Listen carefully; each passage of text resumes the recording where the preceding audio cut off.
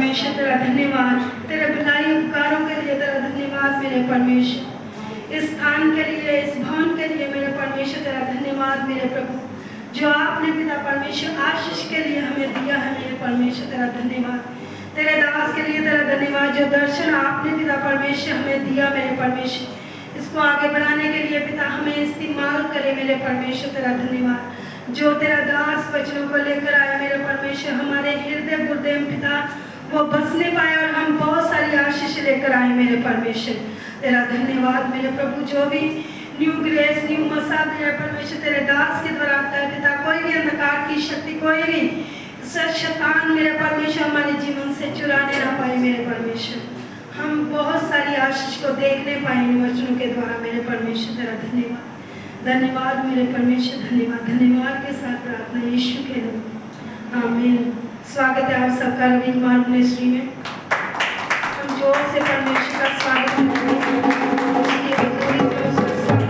क्योंकि परमेश्वर का सिंहासन हमारे लिए लगा हुआ है। क्योंकि जब हम जैसे जैसे वचन के अनुसार पहले हम प्रेयर करते हैं, उसके बाद वर्शिप करते हैं, उसके बाद हम वचन को मनन करते हैं, तो परमेश्वर का आत्मा हम पर जुम्बी से उतरता है। जो कोई हम चाहते हैं कि हमारे जीवन में जरूरतें जापान जो भी हम चाहते हैं कि परमेश्वर हमारे जीवन में पूरा करे, तो हमें स्टेप टू स्टेप हमें परमेश्वर के वचन में आगे बढ़ना है। सबसे पहले हमने प्रेयर करनी होती, प्रभु तेरा धन्यवाद, हम तेरे घर में आए, हमें आप लेकर आए, तेरे स्वर्गदूत लेकर आए, प्रभु तेरा धन्यवाद। उसके बाद जो वर्शिप है, वर्शिप का समय है, जब हम वर्शिप नहीं करते, वर्शिप के समय प्रेयर करते हैं, तो वो हम परमेश्वर को प्रसन्न नहीं कर सकते। हालेलुया। जब वर्शिप कर रही हो, वर्शिप करें, वो उसमें लवलीन हो जाए। दाऊद नबी हर एक किताब में वर्शिप के अपने हृदय से वो बातों को लिखता है, वर्शिप के साथ कि मैं परमेश्वर तेरे अनुग्रह के बिना, तेरी सामर्थ्य के बिना कुछ नहीं। उसने यही कहा, तेरा पवित्र आत्मा मुझसे अलग ना हो। एक जगह लिखा है कि वो उपवास कर करके सूख गया। वो कहता मेरी हड्डियां सूख गई, मेरा मांस मेरा शरीर कराने लगा है परमेश्वर, मैं सूख चुका हूँ। तो क्या परमेश्वर चाहता है कि हम दुखी हो, परेशान हो, प्रॉब्लम में हो, तो जैसे परमेश्वर के हम नियमों को पूरा करते हैं, तो वैसे वैसे ही हमारे जीवन में ब्लेसिंग आती है। हम काटना बहुत सारा चाहते हैं, लेकिन हम बोते कम हैं। अगर हम चाहें कि हम कहीं अभी ये खेत ऐसे ही पड़ा है, अगर हम इसमें नहीं लगाएंगे, कुछ भी नहीं लगाएंगे, तो क्या काट सकेंगे। तो वैसे ही परमेश्वर के वचन को हम पूरा करने के द्वारा ही हम काट सकते हैं। तो इसका मतलब ये नहीं कि अगर हमने बोया है तो हम उसी समय सोचे कि वो उगे हमारे जीवन में आ जाए, नहीं। उसको जैसे 6 महीने फसल को निकलते टाइम लगता है, वैसे ही परमेश्वर हमें जांचता है, देखता है कि मेरा बेटा जिसकी इतनी बड़ी समस्या है, तो वो क्या करता है। हालेलुया। कई बार परमेश्वर के दास बोलते हैं कि हमारी इतनी बड़ी पहाड़ जितनी समस्या है। हालेलुया। आइए अपने स्थानों पे बैठ जाएंगे हम। तो इतनी बड़ी समस्या है, तो हम खुरपी लेके या रंबा लेके, कताली लेके हम उसको क्या खोद रहे हैं, तो क्या वो कभी खत्म होगी? क्या वो पहाड़ कभी हिल पाएगा? उसके लिए चाहिए एक परमाणु बम चाहिए, इतना बड़ा कि वो हम जब लगाएं तो वो पहाड़ टुकड़े टुकड़े हो जाए। तो ऐसे ही हमारी कई बार मुश्किलें होती है, प्रॉब्लम होती है, तो हम उतना समय परमेश्वर को नहीं दे पाते, हम उतना बो नहीं पाते जितना परमेश्वर का वचन कहता है कि हम बोएंगे तो हम काटेंगे। तो अगर हम भजन संहिता में लास्ट 116 में लिखा हुआ है कि वहां पर लिखा है कि जो आंसुओं के साथ बोता है वो क्या हंसते हुए काटेगा, खुशी के साथ। तो जो आंसुओं के साथ बोएगा ही नहीं, सिर्फ आंसू ही बहाएगा, तो क्या काटेगा। हालेलुया। तो इसीलिए परमेश्वर का वचन कहता है कि जो थोड़ा बोता है वो थोड़ा काटता है। आइए हम वचन में से निकालेंगे 2 कुरिन्थियों उसका 9वां अध्याय और उसके 6 वचन में लिखा है, 6 वचन से लिखा हुआ है कि परमेश्वर का वचन हमें कहता है कि परंतु बात ये है, अगर हम कहें कि पौलुस जो था वो एक बड़ा अमीर व्यक्ति था, अपने जहाज चलाने वाला था, वो अपना काम भी करता था और ऐसे ही परमेश्वर की वो सेवकाई करता था। हालेलुया। जो उसके पिता के घर के जो भी उसके अमीरी थी, जो उसकी सब कुछ जायदाद थी, उसको छोड़कर परमेश्वर की सेवा के लिए उसने अपने काम को शुरू किया। काम के द्वारा ही वो अपनी सेवकाई को आगे बढ़ा रहा था। लेकिन अगर हम कहें कि वो कहता था कि कलीसियाओं में अलग अलग जगह में उसने कलीसिया स्थापना की, तो वो अगर कहे कि मैं कलीसिया के सिर से ही अपना घर चलाता हूँ, जहाँ सब कुछ करता हूँ, तो वो गलत बात है। हालेलुया। तो उसने इसीलिए ये लिखा है कि जो थोड़ा होता है, हम पढ़ेंगे 6 वचन से शुरू है ये, परंतु बात ये है जो थोड़ा होता है वह थोड़ा काटेगा भी, और जो बहुत होता है वह बहुत काटेगा। आमीन। हालेलुया। तो इसीलिए परमेश्वर के दास पौलुस ने ये इसीलिए कहा क्योंकि कलीसिया में कुछ ऐसे लोग थे, दरिद्र लोग थे, जो अपनी पूर्ति को, अपने भोजन को शायद वो पूरा नहीं कर पाते होंगे। इसीलिए उसने कहा अगर तुम बोगे तो तुम क्या ब्लेस होंगे। हालेलुया। तो अगर उसने ये बात कही है तो उसने कलीसियाओं में देखा होगा कि कैसे लोग रहते, कैसे वो अपने हर एक बात को पूरा करते हैं। तो उसने मन से इसलिए बोला क्योंकि इस्राएलियों को परमेश्वर ने बोला था जब तुम मेरे भवन में आओ तो खाली हाथ मत आना। तो यहाँ पर भी यही बोलने का मतलब है कि जब तुम परमेश्वर की हुजूरी में आते हो, जहाँ उसके घर में आते हो, ये नहीं संडे नहीं, अदर दिन भी अगर आते हो तो तुम्हारे हाथ खाली ना हो, तुम ऐसे ना हो। अगर नहीं है कुछ भी तो परमेश्वर के दास ने आपको ये भी बोला है कि आपके घर में आलू हो, प्याज हो, कुछ भी ऐसी चीज हो, एक उसमें से ले आओ तो परमेश्वर उसमें भी ब्लेसिंग देगा। हालेलुया। तो अगर हम चाहते हैं मेरा काम जल्दी से हो तो उसके लिए क्या करना पड़ता है? हालेलुया।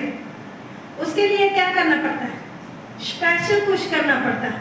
क्या हम चाहते हैं कि मेरा मसला, मेरे काम जल्दी से ब्लेस हो, मैं जल्दी से आगे बढ़ूं, मेरा घर बन जाए, मेरे बच्चे सेटल हो जाए, मेरा सब कुछ ऐसा हो जाए?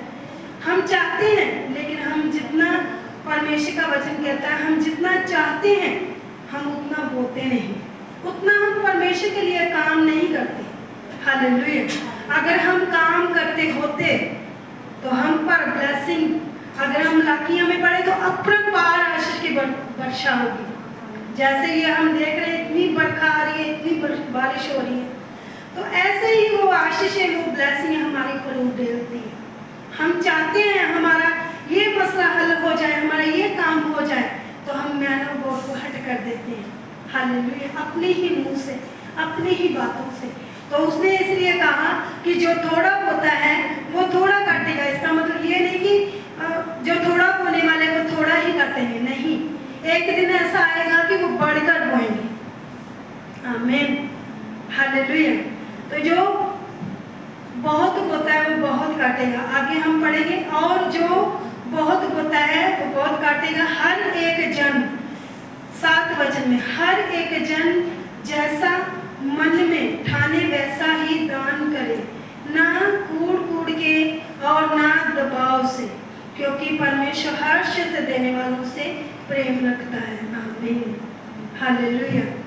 तो अगर हम कहें कि परमेश्वर को हम बोए चाहे ना बोए, भवन में आए चाहे ना आए, परमेश्वर हमें फिर भी प्यार करता है। लेकिन अगर हम चाहते हम गरीबी से बाहर निकले, प्रॉब्लम से बाहर निकले, हमारा पहाड़ जो इतना बड़ा है समस्या का, उसको हम हटा सके, तो हमें जरूरत है बढ़कर करने की। जब हमारे बच्चे कहीं रहने चले जाते हैं तो हम दोनों हस्बैंड वाइफ होते हैं, तो हम उस समय क्या करते हैं? बचाते हैं।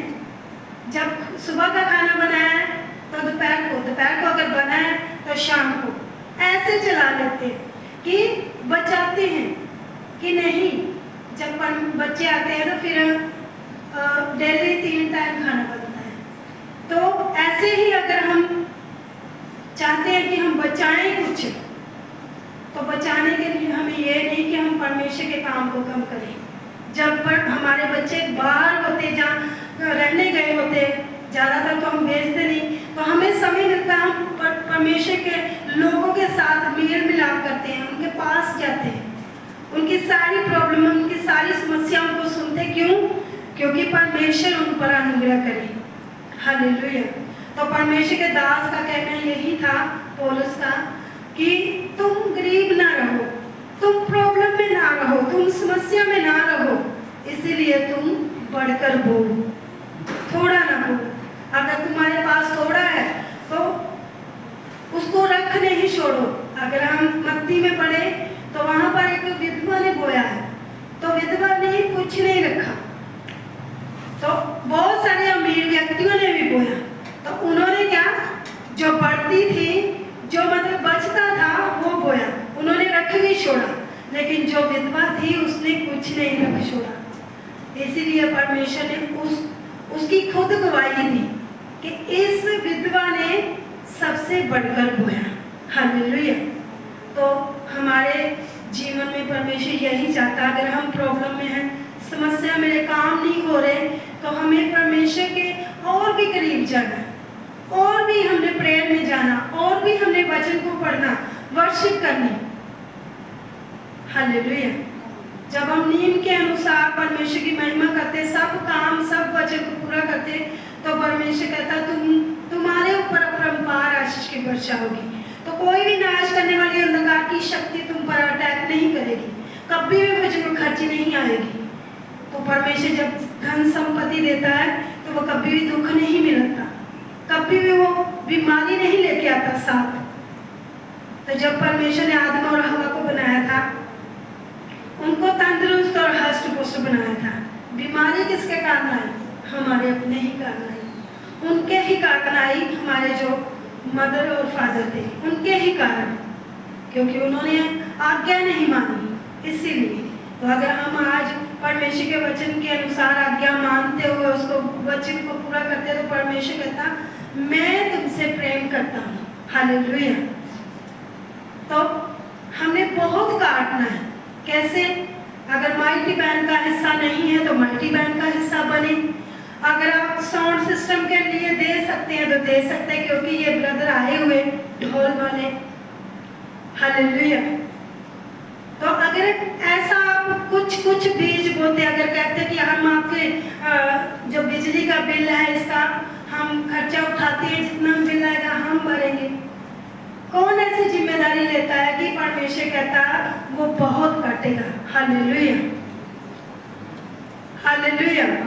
तो यदि हम ऐसी जिम्मेदारी उठाते हैं, परमेश्वर के दास के साथ खड़े होते कि हाँ मैं परमेश्वर के दास के लिए हर रोज उपवास रखे, हाफ डे ना हो, पूरा दिन हो, मैं प्रेयर करूंगी, परमेश्वर के दास सेवकाई के लिए जाते हैं। कौन खड़ा होता है? जब हम खड़े होते हैं तो परमेश्वर कहता तुम बहुत काटोगे, कम नहीं काटोगे। तो हमारा होना भी ऐसा होना चाहिए कि बाइबल में लिखा दबदबा के, नपा नपा के, ऐसा होना चाहिए। तो परमेश्वर के वचन में लिखा दिया करो तो तुम्हें भी दिया जाएगा, दया करो तो तुम पर भी दया की जाएगी। तो यदि हम देंगे नहीं तो कैसे काटेंगे? अपने फाइनेंस को अगर बढ़ाना है तो उसमें से हमने अपने 10वें हिस्से को भी निकालना है, उसमें से ऑफरिंग भी निकालनी, हो सके माइटी बैंड का हिस्सा बनना, सुसमाचार के लिए अगर हमने जाना है तो उसका भी हिस्सा बनना, साउंड सिस्टम का भी हिस्सा बनना। ये सब अगर हम पार्ट एक एक करके हम अगर जिम्मेदारी कोई किसी की ले ले, कोई किसी की ले सकता है, तो हम बहुत ब्लेस होते हैं। हालेलुया। हमारी गवाहियाँ हैं इतनी कि अगर हम बढ़ाएं तो बताएं तो हम सोचेंगे कि हम अपनी ही बढ़ाई कर रहे हैं, लेकिन हम बताना नहीं चाहते। परमेश्वर ने बहुत सारी ऐसी गवाहियाँ दी, बहुत सारी हमने अपने बीजों को बढ़कर बोया। तो परमेश्वर कहता अब तेरा समय है काटने का, रूहों को काटने का। हालेलुया। तो सबसे पहले अपनी ऑफरिंग को उठाएं, बोले परमेश्वर से प्रभु तेरा धन्यवाद, मैं तेरे घर में पिता तेरे स्वर्गदूतों के द्वारा लाया गया परमेश्वर तेरा मैं धन्यवाद करती हूँ परमेश्वर। और भी मुझे हिम्मत दे, ताकत दे प्रभु, मैं अपने 10वें हिस्से को भी निकालने पाऊँ मेरे परमेश्वर। मुझे ऐसा बना मेरे परमेश्वर, ऐसी हिम्मत दे मेरे परमेश्वर कि मैं मेरे परमेश्वर अपनी कमाई के 10वें हिस्से को निकालने पाऊँ और पूरी वफादारी तुझे दिखाऊं मेरे परमेश्वर, क्योंकि 10वां हिस्सा परमेश्वर का है, उसको हम नहीं रख सकते, वो परमेश्वर के लिए पवित्र ठहरे। जैसे परमेश्वर के वचन में लिखा हुआ मलाकिया 3:10 में कि सारे दशवांश भंडार में ले आओ कि मेरे भवन में भोजन वस्तु रहे। ऐसा करके मुझे परखो कि मैं आकाश की झरोखे तुम्हारे लिए खोलकर तुम्हारे ऊपर अपरंपार आशीष की वर्षा करता हूँ कि नहीं। सपने से कहा आमीन। तो आगे 11 वचन में लिखा, मैं तुम्हारे लिए नाश करने वाले को ऐसा बुलूंगा कि वह तुम्हारी भूमि की उपज नष्ट ना करेगा। सेनाओं के यहोवा का यही वचन है। हालेलुया। तो अगर हम परमेश्वर के वचन के अनुसार करते हैं तो परमेश्वर कहते हैं कि तुम बहुत आयु से ब्लेस होगे, बहुत सारा काटोगे। तो मेरे जीवन की ये गवाही है, मैंने बोया जरूर और मैं काट भी रही हूँ। हमारे 3 नियम जो है हम हमेशा पूरे करते हैं कि हम अपने 10वें हिस्से को और धन्यवाद की भेंट को और परमेश्वर के भवन में आने से हम कभी नहीं उतराते, तो कभी नहीं हम डरते कि हमारा खर्च होगा जब हम कुछ करेंगे, डरेंगे नहीं। परमेश्वर कहता मैं तुम्हें दलेरी दूंगा और बहुत ताई से तुम काटोगे। तो आइए अपनी ऑफरिंग को, अपने 10वें हिस्से को ऊंचा उठाएं। जो ऑनलाइन होते हैं उनको परमेश्वर ब्लेस करे, जो तेरे वचन को पूरा करते हैं मेरे परमेश्वर उन्हें ब्लेस करे मेरे प्रभु। जो धन्यवाद की भेंटों को लेकर आए मेरे परमेश्वर, आप इन्हें ब्लेस करें, 100 गुना ब्लेस करें मेरे परमेश्वर। पिता इनका बीज जो बोया गया मेरे परमेश्वर बंजर भूमि में ना डले मेरे परमेश्वर, लेकिन एक अच्छी भूमि में लगे और पिता ये 100 गुना मेरे परमेश्वर फल लेके आए मेरे प्रभु। ये 100 गुना ब्लेस किए जाए मेरे परमेश्वर। तेरा धन्यवाद मेरे परमेश्वर इन भेंटों के लिए, 10वें हिस्सों के लिए मेरे परमेश्वर। जैसे जो तेरे वचन को पूरा करते वैसे वायदे तेरे इनके जीवन में पूरे हो मेरे परमेश्वर। जब ये 10वां हिस्सा और ये धन्यवाद की भेंट तेरे काम के लिए इस्तेमाल हो मेरे परमेश्वर, उन कामों को देखते हुए मेरे परमेश्वर आप इन्हें याद करें और इन्हें पे बैक करना मेरे परमेश्वर। तेरा धन्यवाद मेरे परमेश्वर, धन्यवाद के साथ प्रार्थना यीशु के नाम, आमीन।